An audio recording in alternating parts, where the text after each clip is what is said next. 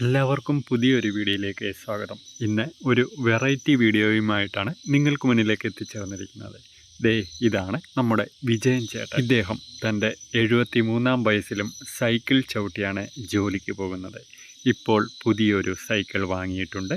അതിലാണ് അദ്ദേഹത്തിൻ്റെ യാത്ര. മണക്കേത്തുള്ള ഇദ്ദേഹത്തിൻ്റെ വീട്ടിൽ നിന്നും ചിറ്റാർ, സീതത്തോട്, ആങ്ങുമഴി, കോട്ടാമ്പാറ എന്നിവിടങ്ങളിലാണ് ഇദ്ദേഹം ജോലിക്ക് പോകുന്നത്.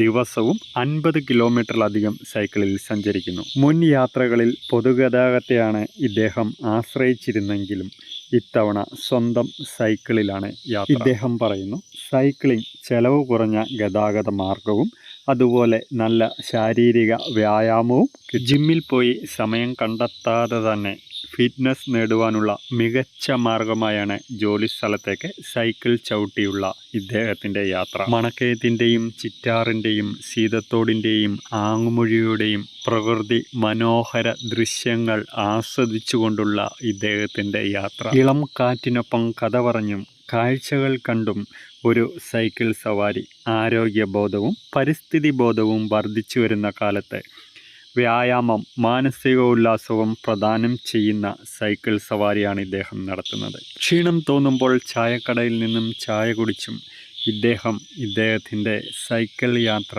തുടരുകയാണ്. വ്യായാമം പലതുണ്ടെങ്കിലും സൈക്ലിങ്ങിലൂടെ ജീവിതശൈലി രോഗങ്ങളെ പടിക്ക് പുറത്ത് നിർത്തുകയാണ് 73-കാരനായ ചവറ വിജയൻ.